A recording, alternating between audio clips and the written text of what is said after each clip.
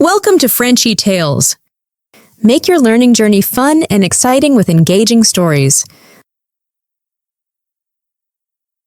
Je m'appelle Chloé.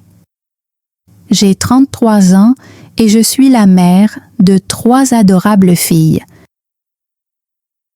Elles s'appellent Emma, Grace et Luna. Elles sont tout pour moi.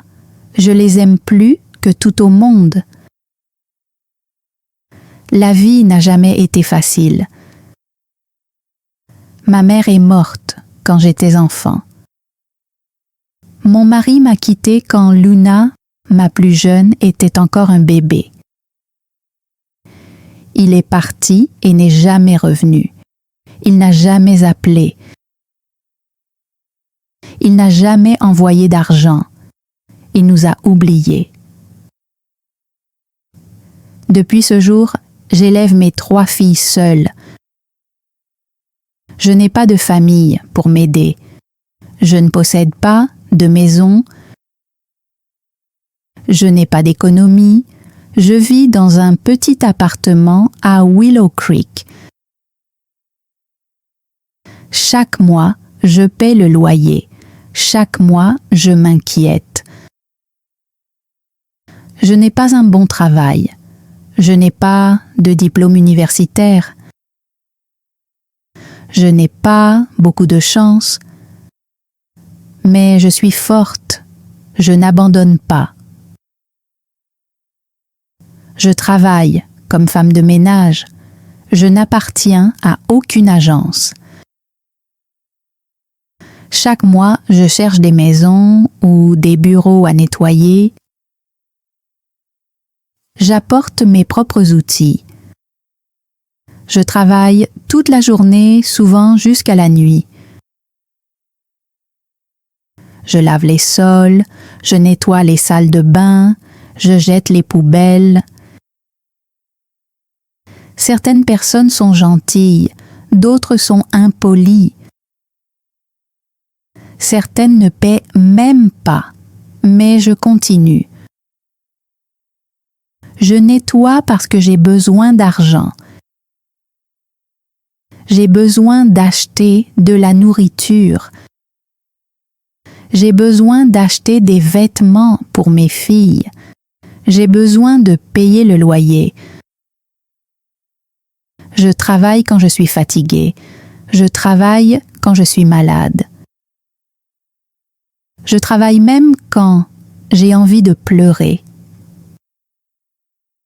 La nuit, je regarde mes filles dormir.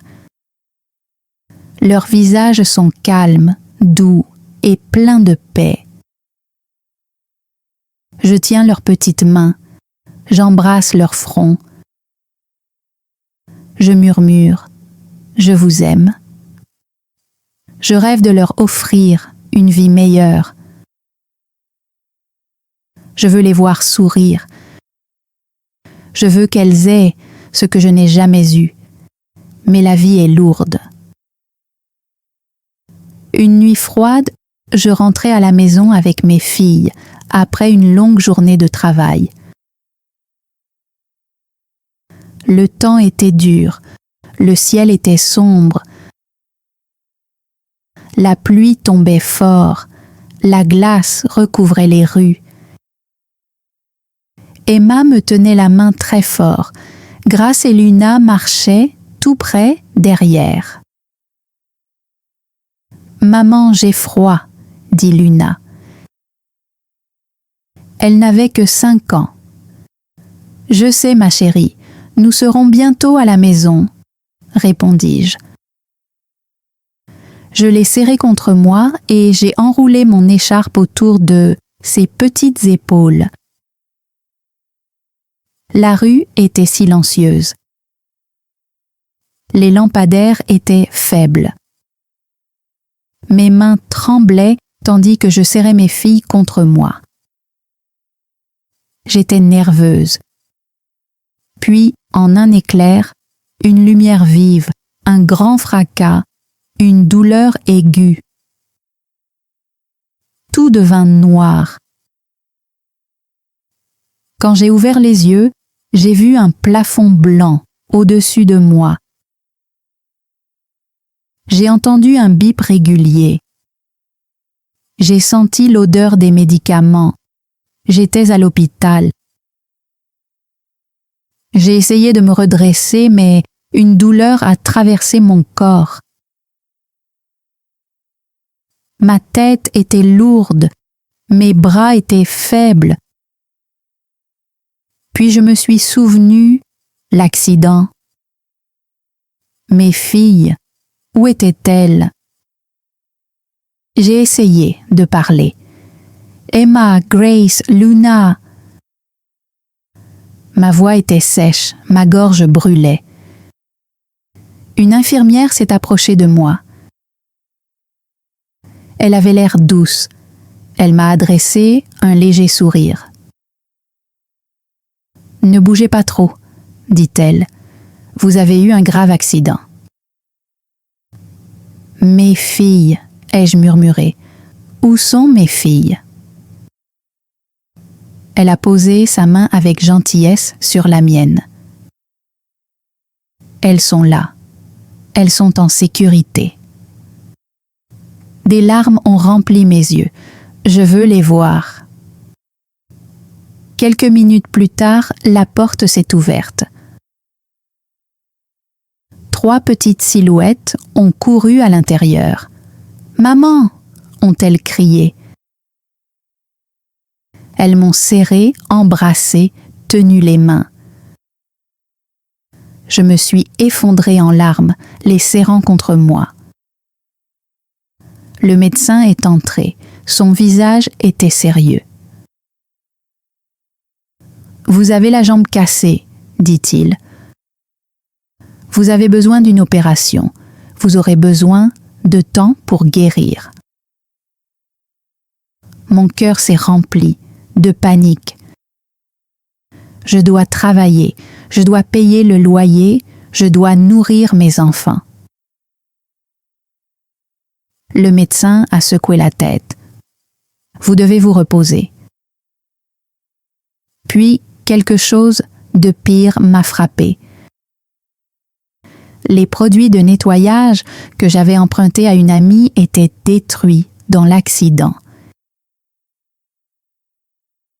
Et pire encore, j'avais endommagé la devanture d'une boutique de luxe en tombant. Le propriétaire exigeait 20 000 $. Je n'avais rien, j'étais anéantie, j'ai caché mon visage et j'ai pleuré. Mes filles m'ont serrée et ont pleuré aussi. Je me sentais perdue, je n'avais plus d'espoir.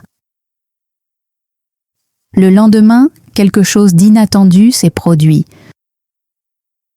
Mon histoire s'est répandue sur Internet.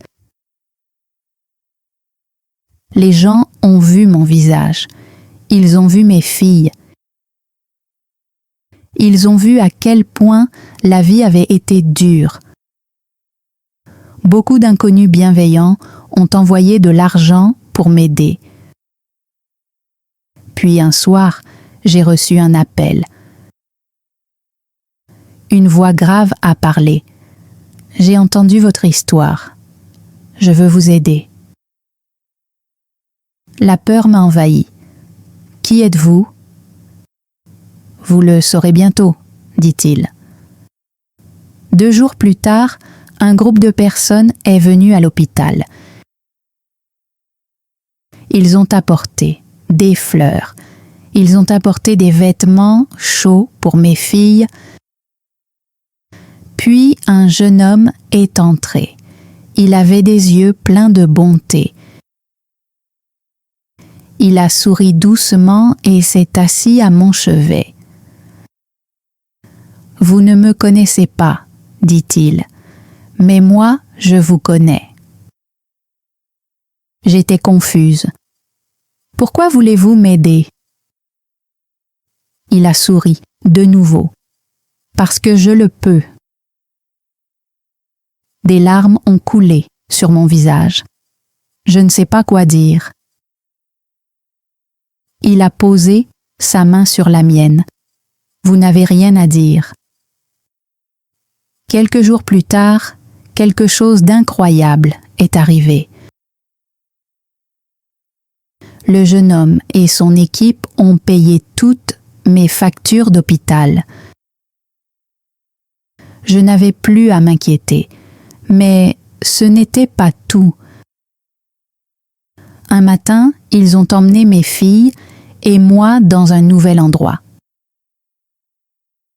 C'était une maison, une grande, lumineuse, magnifique maison.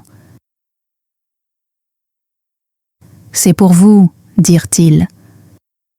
Je suis restée figée. Mon cœur battait fort. « Pour moi ?» ai-je murmuré. « Oui », dirent-ils, « vous n'avez plus à payer de loyer. C'est votre maison. » Je suis tombée à genoux. J'ai pleuré et pleuré. Mes filles ont pleuré avec moi. Nous nous sommes serrés, très fort. « Est-ce réel ?» ai-je demandé. « Oui », dirent-ils, « c'est réel. » J'ai serré mes filles contre moi et j'ai murmuré « Nous avons enfin une maison. » Un jour, le jeune homme m'a demandé « Quel est ton plus grand rêve ?» J'ai essuyé mes larmes. « Je veux ouvrir une boulangerie », ai-je dit. Il a souri. « Alors réalisons-le. » Et il l'a fait. Quelques mois plus tard, j'ai ouvert ma propre boulangerie. L'air était rempli de l'odeur du pain frais. De chaudes pâtisseries reposaient sur les étagères. Les clients entraient avec le sourire. Je n'étais plus seulement une femme de ménage fatiguée. Je n'étais plus une mère, pauvre luttant pour survivre. J'étais une femme d'affaires, j'étais forte, j'étais heureuse. Je n'oublierai jamais ce jeune homme. Il a changé ma vie. Il m'a montré quelque chose d'important. Il existe encore des gens bons dans ce monde. Des personnes qui veulent t'aider et parfois les miracles arrivent vraiment. J'ai commencé sans rien. Mais maintenant j'ai tout. Une maison, une boulangerie et surtout une famille heureuse. Merci mon cher ami d'avoir été là pour moi. Ton soutien compte tellement. J'espère que mon histoire a touché ton cœur. Souviens-toi de ceci, peu importe à quel point la vie semble difficile. La gentillesse et l'espoir peuvent tout changer. Reste fort, crois en la bonté des gens et ne perds jamais foi en un avenir plus lumineux. Thanks for joining Frenchy Tales. Don't forget to like, subscribe, and keep learning through stories. See you next time.